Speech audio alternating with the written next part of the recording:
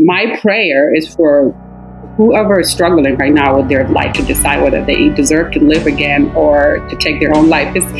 God is amazing. Give your life another day, another month, another year, and it will truly, truly change.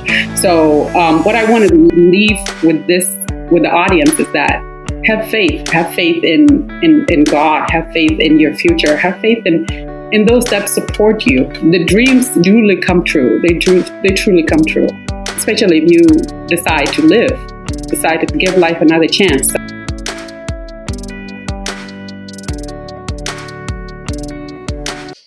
Welcome to Radical Abundance. I am your host, Teresa Janzen, and today's guest is Nyajuok Doluony, and I'm very excited about the new book that she has just written. I tell you, I fell in love with this book before I was even able to read it, just looking at the cover, and I'm so excited for you to get a chance to hear this story. Nyajuok, welcome to Radical Abundance. Thank you, Teresa.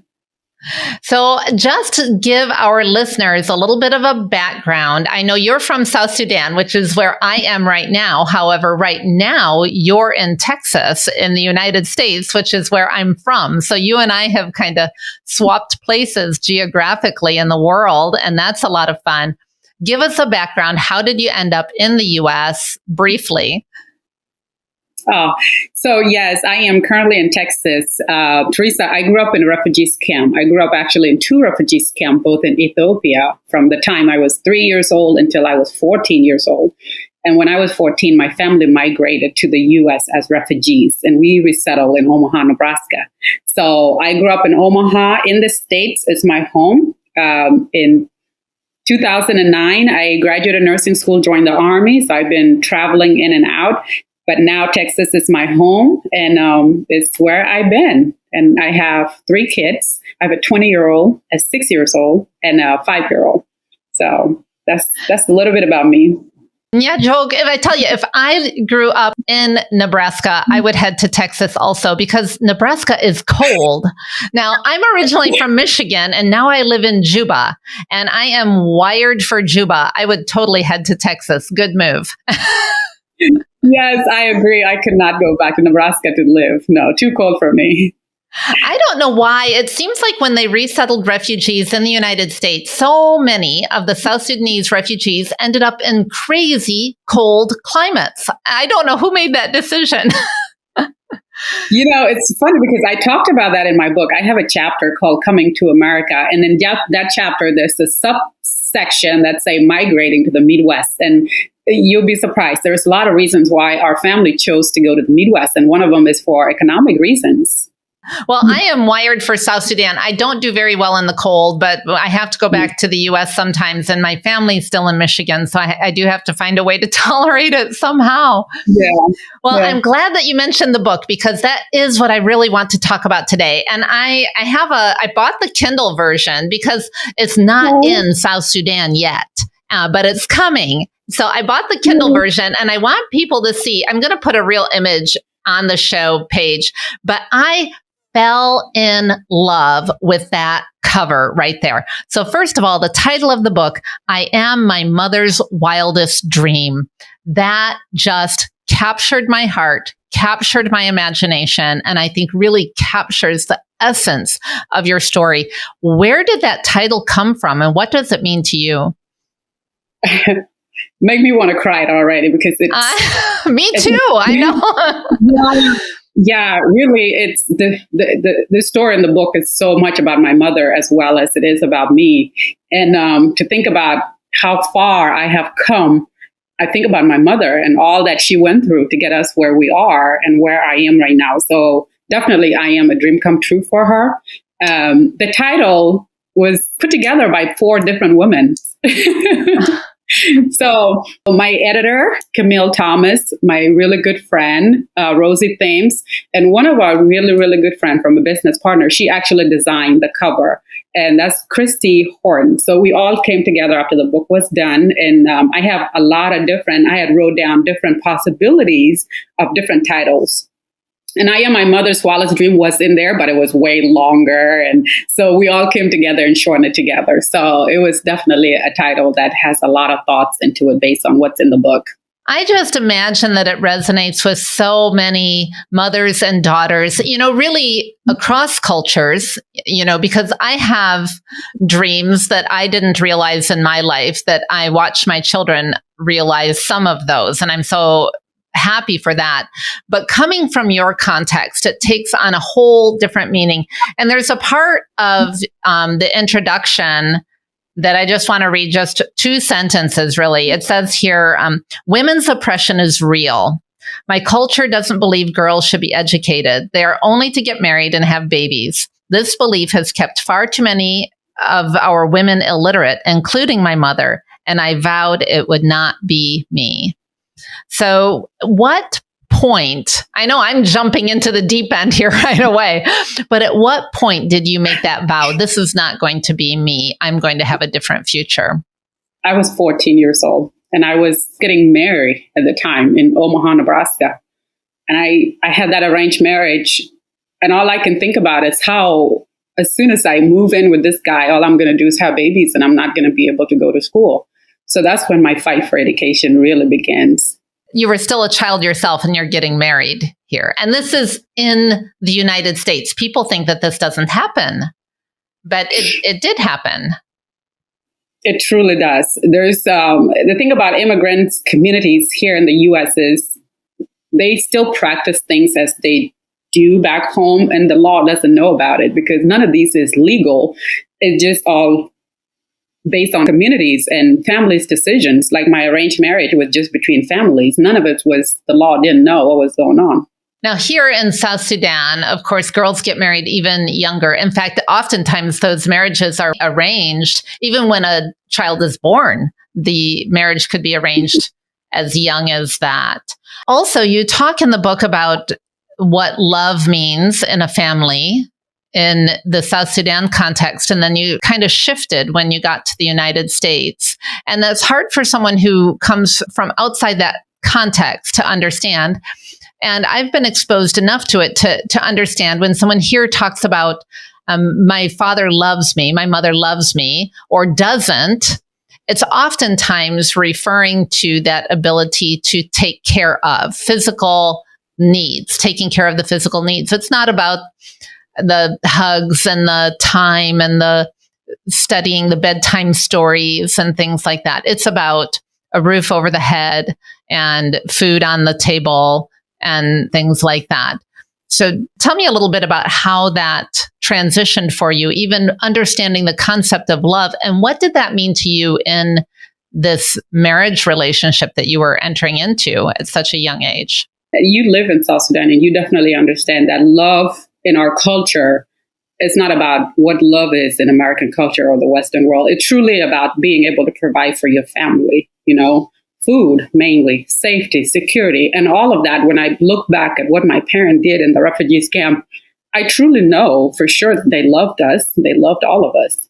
And even when I was in the refugees camp, I had already had few arranged marriages, and that was not a problem because that's what I knew. That was the culture I was subjected to. So I didn't have any reason to say no or to fight that. But when I came to the U.S., of course, my family used to say, you're becoming Americanized, or you want to be like people here. I was being accused that I no longer want the culture or that I'm forgetting the culture already because I was fighting the arranged marriage. But it's just because I learned something, my mind was being opened up to other possibilities, such as having an education. So that's when my mind really shifted about, I wanted my voice heard. It was more about my voice than anything. I felt like if my family had informed me and say, hey, this guy want to marry you, what do you think? Are you okay with it? I felt like I would have been more receptive to what was going on than just saying that it's so. Yeah, that idea of having a voice is really important for people. And things are changing rapidly in South Sudan, but not everywhere and not as rapidly maybe as it could be. But we're watching these generational changes happen one to the next. Now, when you went to the United States, you went with your family, right? Your mom was there also, or no? Everybody. She was. My mom, my dad, my siblings. Yep. How did that change the family dynamics? And how does your mom feel about this book? I have to ask that question. I really truly hope one day my mom will get a chance to talk about how she feel about me writing the book. I can tell you what I think she feels. When I first told her that I was writing a book, she was very worried. My mom was very, very worried because one, she knows that I speak. And if I was going to talk, I was going to say a lot of things. And she was worried about what I might have said about our father. You know, women in our society, they're very protective of their own homes, mainly their husbands and their kids. And you know, South Sudan is a very hush-hush kind of community that we don't talk about our family's life to other people. So my mom was more concerned about what am I saying in the book about my father. So later on, when the book was written, and I was trying to tell her, you know, I'm not saying much about dad. This is what I said about dad. But when the book was finished, I gave the manuscripts to all my siblings, all my 6 siblings. They read the manuscripts. And it wasn't until my older brother called my mom and told her what I actually said about my father that my mom said, you can go ahead and publish it. Because she felt safe at that point. She knew that I'm not out there trying to destroy our family or try to ruin my dad's reputation or things like that. So she's very supportive right now, very, very supportive and very proud. But I know she was scared. She was very scared at the beginning. And I can hear the love you have for your family. And it's just a matter of fact account of this is how things are. You call it unfiltered, I think is the word you use. You said, this is my story. It says, this is my unfiltered story in my voice and my own words. And no one can take that away from you or say that it's not true because it's your story. And I think you've tried to be respectful in telling it, but it's your story. It is. It is my story. And we all have our own stories. That's right. What is it that you hope people will take away from this story? I have 2 audiences that I really hope will get something from this story. One is the men in the community, the Sudanese men, the uncles, the brothers, the fathers. I truly hope that they will look at this book and they will read it and they will say, I will never subject my daughter, my niece, or my wife to this type of treatment. And I'm hoping they will choose to be a better man for their own women and their families. I truly hope that's what they will get from this, instead of looking at my father or looking at my brother or looking at my ex-husband and point fingers. That's not what I want. I don't want them to point fingers because all these men in my family that I talked about in the book they are product of our culture. But I hope whoever reads it will decide to be better, because I hope they don't want any of their loved ones, any of their women in their family to go through what I went through. And it is truly almost every woman in South Sudan, we go through the same thing, but it got to change for the future. So that's one hope that I have for that category. The second one is for the young women. You know, it's for the young women. I want them to know that their dreams can be realized. It doesn't matter how difficult their situation is, which is why I talked about my refugees camp, to show them how far I have come and where I was at the time and where I am now, and how God has just never really done with us. You know, our situation can change at a time. And I want them to have that hope to know that their life will be better and it can get better. I talk to people here all the time, and they oftentimes feel like the only hope that they have of having a better life is to go somewhere else, like the US, Australia, Canada, you name it. They want to go somewhere else because they think that that's what it's going to take to be financially secure, politically secure, you know, not to live in danger and fear all the time. And you talk about fear. I want to get back to that in a little bit. But I know that you are a big advocate, not only for people's voices, for people to be heard, but also an advocate for people to take charge of their own future, and especially in the area of finances. What would you say to someone who says, well, that's easier for you to say. You went to the United States. Of course, you're now successful and secure, but I'm stuck here. You know, that's not my life. What can I do? The first thing is education. We truly have to send our women to school and have some form of formal education. I tell you, I would not be able to do the things I do right now without education. And I've been fortunate and blessed, and I'm so grateful that my family came to the US, but just having education in Africa alone can set a woman so far ahead and can give you that independency that you don't have to rely on somebody that's abusive to you or somebody that doesn't respect who you are, because you'll be able to take care of yourself or your children. My first advocacy is for child education, girls' child education. I'm going to talk to the young women in Gambela because that's where I'm from. And there's a lot of arranged marriages at a very young age. And if I could talk to these fathers is to get their daughters to school. And if I can get through these young women and says, have your education be a priority, it could set them up so far. It could set them up for a way better future. It doesn't matter where they are, Ethiopia or anywhere in Africa. It's the foundation for everything. It's education. And there's a lot of movements going on in South Sudan trying to advocate for girl-child education, but there's also a lot of barriers in the way, and it's a long road to really make that accessible for a lot of people. So I think doing the best you can with what's available there, but just as a family committing to allowing your girl children to have the same opportunities that the boy children also have. One time I had a group of men. It wasn't designed to only be men. It just happened to all be men because, of course, it was some type of a group of leaders, so a lot of men were there. And we were talking about this issue of marrying an educated woman or marrying a woman, they could say, from the cattle camp or something like that. And we talked about what are the benefits to marrying an educated wife. And I put them in, focus groups where they could just talk about it among themselves. And, one man actually came and he said, when our child is sick, I can trust my wife to take our child to the doctor, to understand what the doctor says, to get the right medicine, to give the right doses of medicine, and to take care of our child.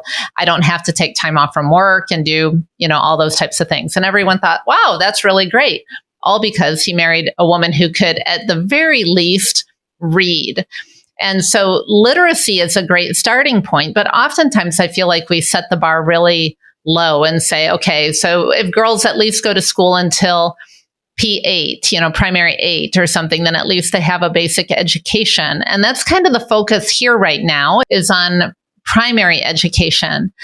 But I've always said, how can you expect to run a country and have the future of a country with an entire country of people who are only educated through the 8th grade?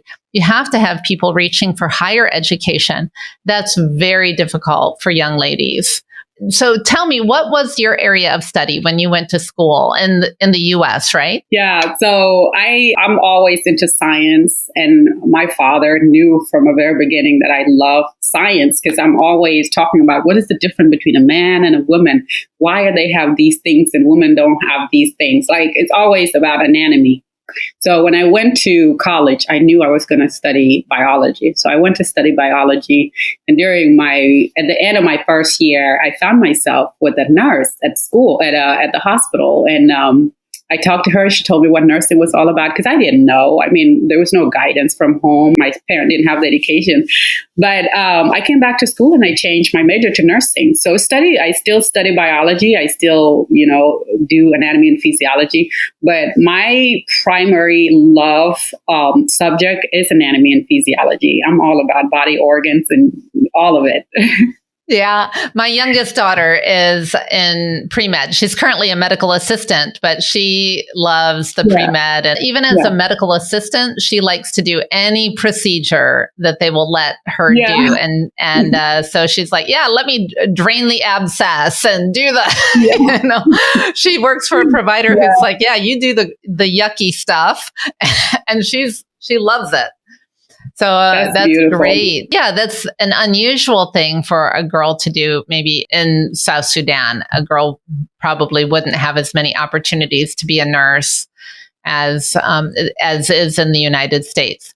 So when you're coming to South Sudan, coming up here very soon in July, I'm very excited about the book launch. It's the 4th of July, is it? Yes. Help me get the dates right because I want people to know when to come. So right now the book is scheduled for 2nd July at the Pyramid Hotel. However, the Center of Strategic and Policies that is launching the book just reached out to me and says they are expecting anywhere between 150 to 200 people, and they're going to have to move it from Pyramid to Juba University.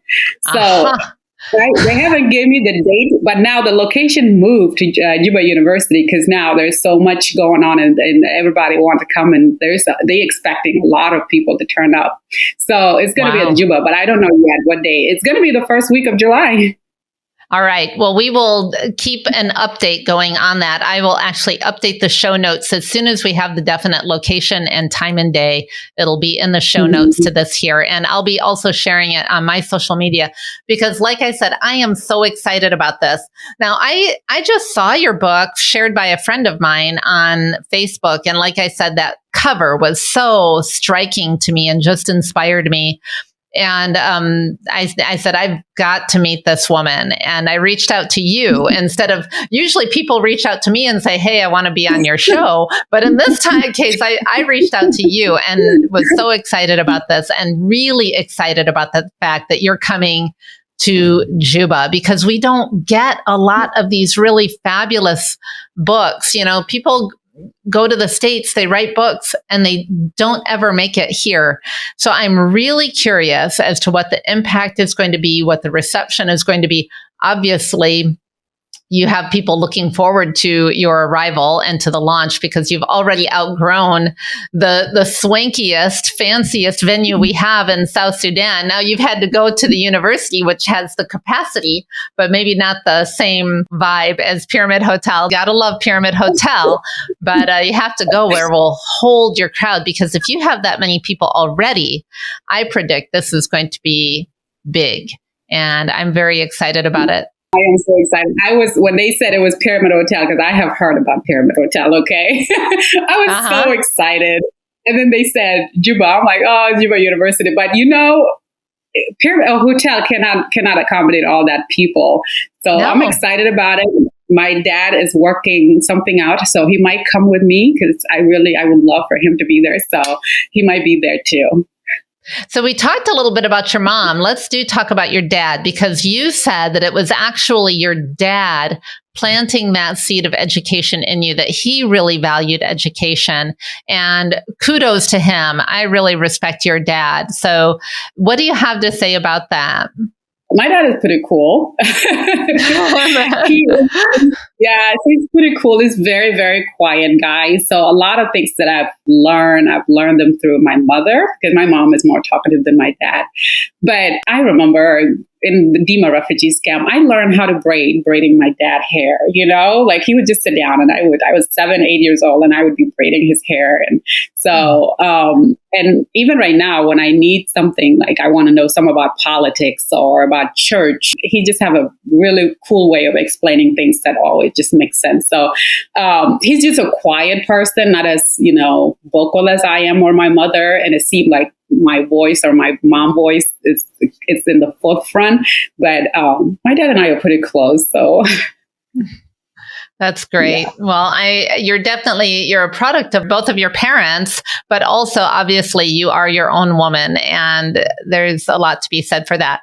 Now you talk about a little bit about your faith journey. Tell me, where has that really influenced you? I know the part that I read really talked about how it probably kept you alive in some ways through these difficult times. Yeah. So as I was saying earlier, my name means Sunday, and I explain it in the book a little bit later when I talk about names and how important names mean. And I went through all my sibling names. So as you know, Nya is a pronoun for girl, and then Juok, which is my full name, Nyajuok, is just a girl born on Sunday, or Nya Sunday in English. My dad was converted to Christianity as a young boy. He was young, and we were all born in church. I grew up Presbyterian. And in 2000, my dad was ordained as a Baptist pastor. So he'd been a pastor for a very long time now. He had opened some churches back in Ethiopia. We go back to Ethiopia all the time. So I've always knew about Christ and the Lord, and that is my savior. But, you know, there's something about having your own conviction, you know, and being able to say, okay, now I know whose Lord is for me, and not because my parent told me so, or not because the church. But the part you just alluded to, yes, I was very suicidal when I was 16 years old. And I almost wanted to take my own life. But I remember the teaching from my dad and from church that people that take their own lives can go to heaven. So, and I look forward to that, So that was one reason that kept me alive. And I'm grateful it did. I'm really grateful that it did.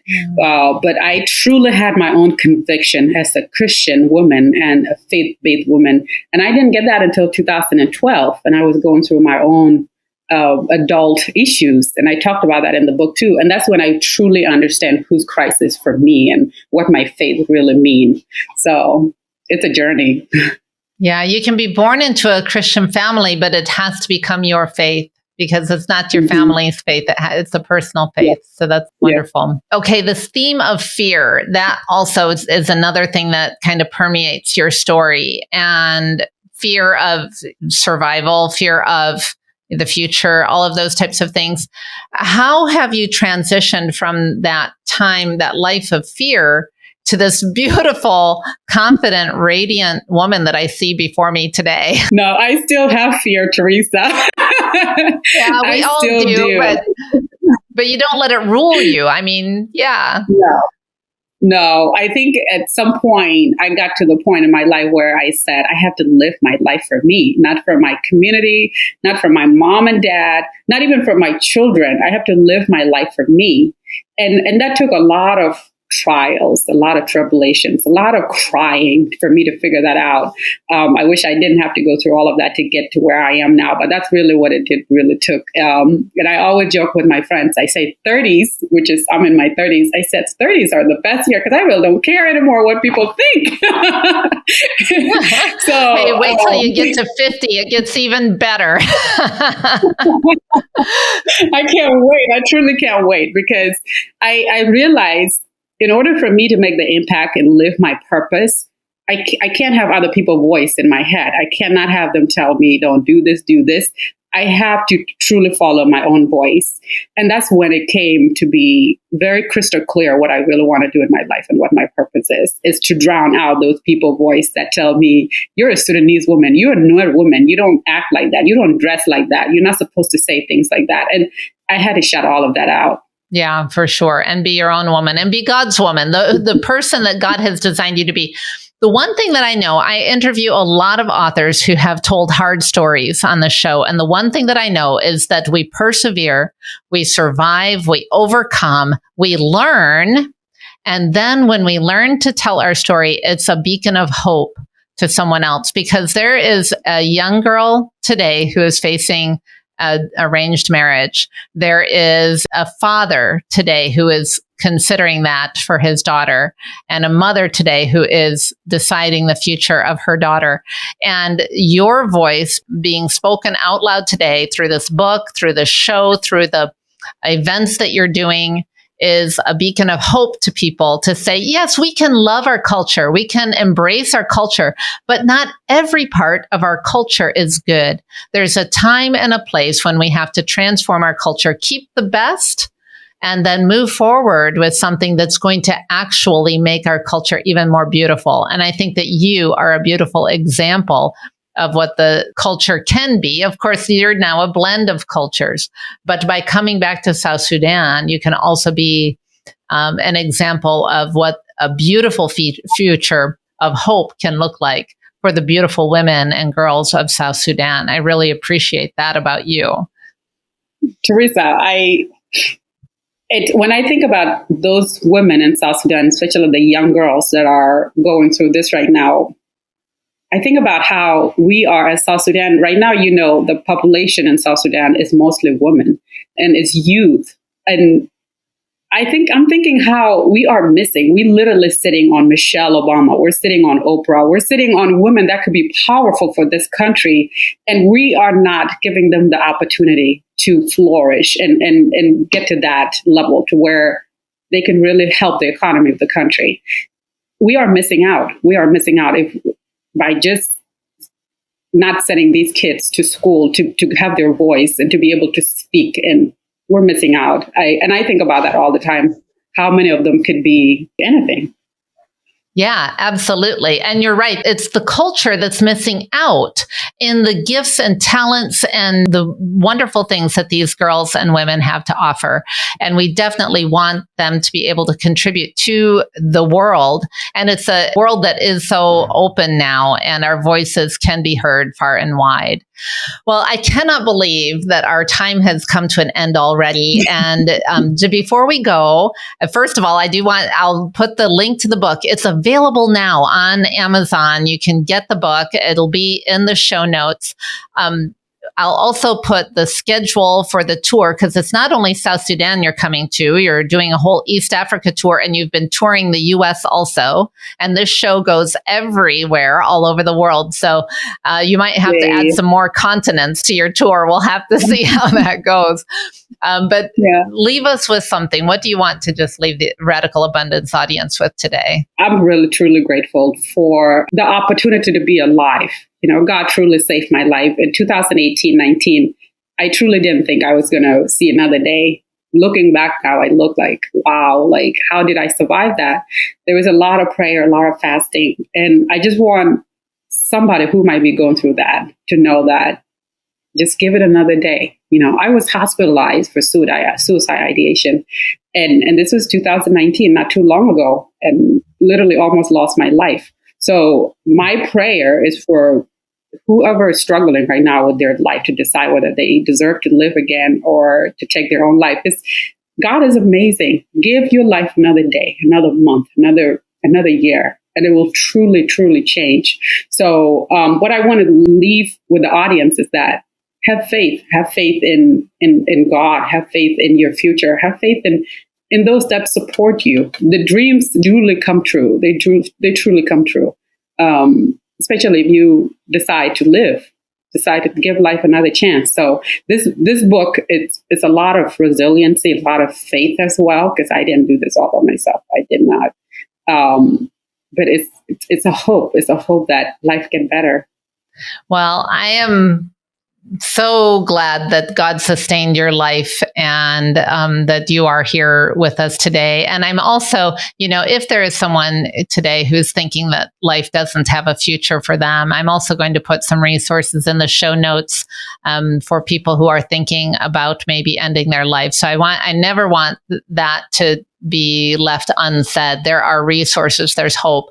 But I think that the best resource that we've heard today is that no matter where you come from and the circumstances that you're in, that there is a future beyond what today is looking like. No matter how bleak it is, there is a hope and there is a future. So thank you for sharing that message. And Nyajuok, I wish you a radically abundant day.